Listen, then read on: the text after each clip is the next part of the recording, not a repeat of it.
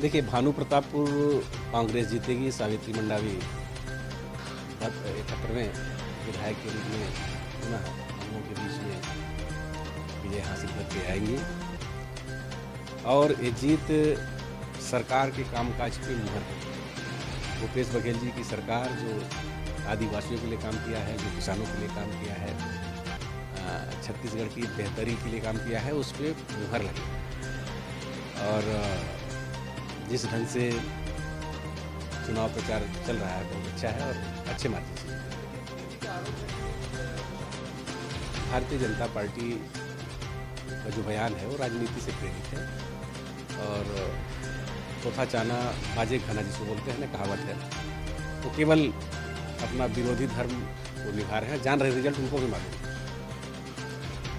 और जिस प्रकार से माननीय भूपेश बघेल जी का भेंट मुलाकात कार्यक्रम, जिस प्रकार से आदिवासी क्षेत्रों में वनोपज का संग्रहण और उसके काम में वृद्धि किया है।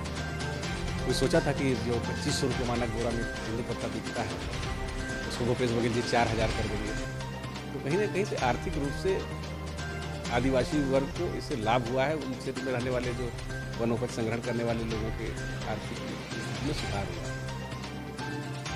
वन अधिकार पट्टा बड़े पैमाने पे जो पिछली सरकार ने रिजेक्ट किया था, उसको अपील में लेकर के उनको वन अधिकार पत्र देने का काम, सरकारी जमीन जो वन अधिकार पत्र जो मिला उसका धान पिछली सरकार में नहीं दिखता था।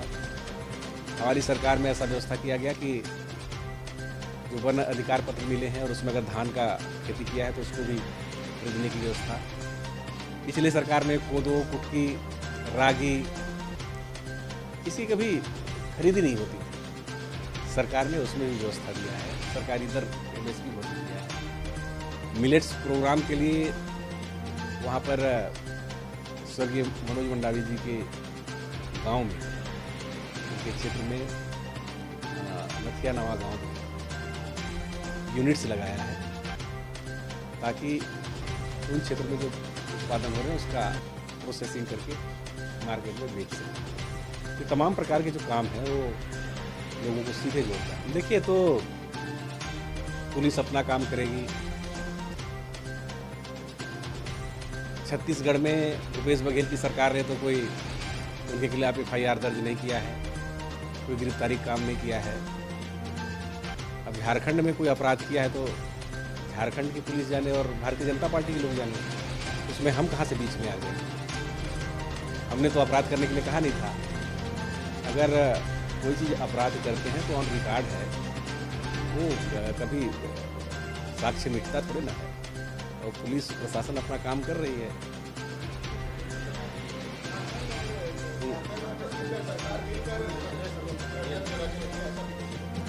भारतीय जनता पार्टी के तमाम नेताओं को, प्रदेश अध्यक्ष जी हैं, नेता प्रतिपक्ष जी हैं, रमन सिंह जी हैं, धर्म कौशिक जी हैं, बृजमोहन अग्रवाल जी हैं, इन सभी नेताओं से मेरा आग्रह है कि आप सभी लोग सीनियर नेता हैं और आप लोग कई बार चुनाव लड़े हैं। स्व घोषणा भी होता है, सेल्फ डिक्लेरेशन, उसमें आपने क्या भरा था और कौन सा क्लॉज को आपने छुपाया है, ये तो जांच का विषय हमेशा रहता है। सार्वजनिक जीवन में कोई भी व्यक्ति अगर है तो उसको हमेशा इस बात के लिए मानसिक रूप से तैयार रहना चाहिए कि आपके हर चीज़ का मॉनिटरिंग हो रहा है। और भारतीय जनता पार्टी को मैं स्पष्ट करना चाहता हूं कि ये जो आरोप और प्रत्यारोप लगा रहे हैं, इसका दस्तावेज तो भारतीय जनता पार्टी के लोग ही उपलब्ध कराए हैं। तो इनके मतलब कि इनके पार्टी में इतना कला है कि एक दूसरे का जो दस्तावेज है, जो गुप्त रिपोर्ट है, जो क्राइम कर रहे हैं, उसका दस्तावेज तो उन्हीं के पार्टी वाले सब उपलब्ध करा रहे हैं। आपस में क्यों इतना प्रोटेक्शन है? पहले अपने पार्टी को ठीक करें, इसके बाद दूसरे के ऊपर आरोप प्रत्यारोप लगाएं। पूरे देश के परिप्रेक्ष्य में जो स्ट्रक्चर है और संघीय ढांचा में राज्य के जो अधिकार हैं, उनको जो प्राप्तियां होनी चाहिए, उसमें भारत सरकार छल कर रही है, उसमें राज्य के हितों का अनदेखा कर रही है। राज्य के स्वायत्तता पे प्रहार है। राज्य का अपना अधिकार क्षेत्र है, उसमें अगर आप कटौती करेंगे तो राज्य के विकास प्रभावित होंगे। आपको पूरे देश के परिप्रेक्ष्य में जो व्यवस्था बनी है उसमें छेड़छाड़ नहीं करना चाहिए। राज्य के जो हक है, राज्य के जो पार्ट हैं उनको रिलीज करना चाहिए। और माननीय प्रधानमंत्री नरेंद्र मोदी जी इसमें राज्यों के साथ, खास करके गैर भाजपाई राज्य हैं, राज्य सरकार हैं, उनके साथ छल कपट और दोहरा व्यवहार कर रहे हैं, जिससे देश में विकास प्रभावित हो रहा है। अगर नहीं दिया जाएगा तो स्थिति और भी विकट हो सकती है। भारत जोड़ो यात्रा के हमारे नेता परम श्रद्धेय राहुल गांधी जी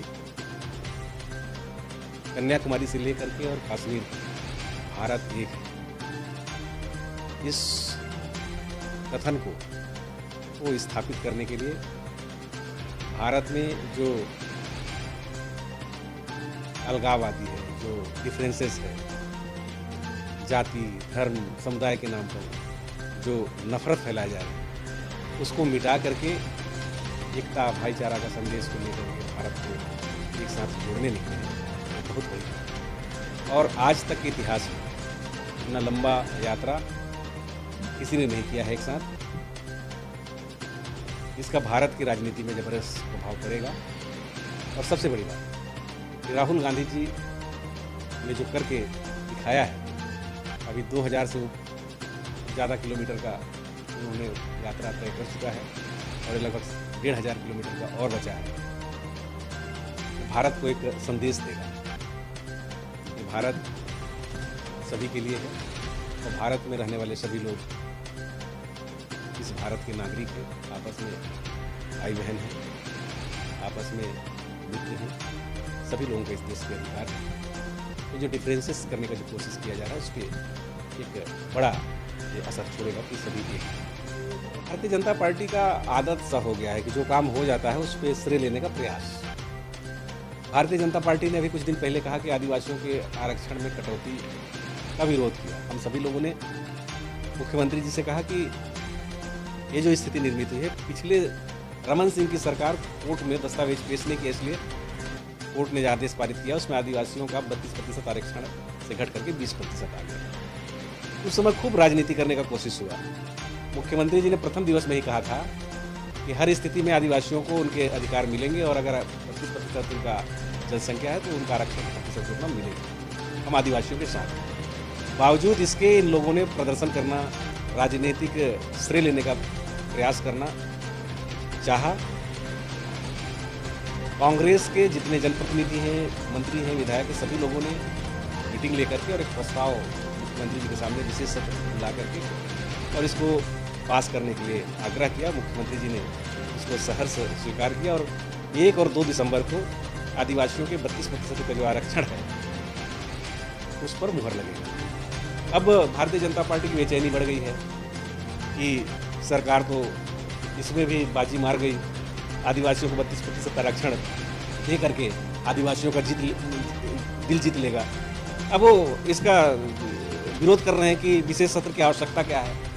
तो डबल पॉलिसी ठीक नहीं है। आप एक तरफ विरोध करते हैं, दूसरी तरफ मांग करते हैं, तो आपका जो व्यू है, आपका उद्देश्य है, वो स्पष्ट होना चाहिए कि आप किस पक्ष से बात कर रहे हैं। अब PMJSY के प्रधानमंत्री आवास के संदर्भ में बात करने की पुस्तक बना करके मुद्दा और प्रदर्शन करेंगे, उसके लिए सरकार प्रावधान कर दी है और राशि का स्वीकृत भी हो गया और इस बार अभी पैसा भी रिलीज हो जाएगा। अब देख लिए कि सब काम हो गया तो प्रदर्शन कर रहे हैं। इसके पहले कहाँ चले गए थे कि भारतीय जनता पार्टी के लोग। अब जो काम हो गया है उसमें श्रेय लेने के लिए प्रयास। स्वच्छ राजनीति नहीं है, केवल श्रेय लेने की राजनीति। धान खरीदी छत्तीसगढ़ में निर्बाध रूप से चल रहा है। माननीय मुख्यमंत्री जी के नेतृत्व में मंत्रिमंडल और अधिकारियों का टीम लगातार इस काम में लगा है। लगभग 19 लाख मीट्रिक टन की खरीदी हो चुकी है। छत्तीसगढ़ के परिप्रेक्ष्य में बहुत सकारात्मक सोच पूरे हिंदुस्तान में है कि छत्तीसगढ़ के किसान बहुत प्रसन्न हैं। जिसको धान का कटोरा कहते हैं, वहाँ के अगर मेहनतकश लोगों को धान का कीमत पूरे हिंदुस्तान में सबसे ज़्यादा मिले तो ये हमारे लिए बहुत महत्व रखता है। और जहाँ भी किसानों की बात होती है, छत्तीसगढ़ मॉडल की मांग होती है। तो छत्तीसगढ़ के किसानों भाइयों को बहुत बहुत बधाई, बहुत शुभकामनाएं।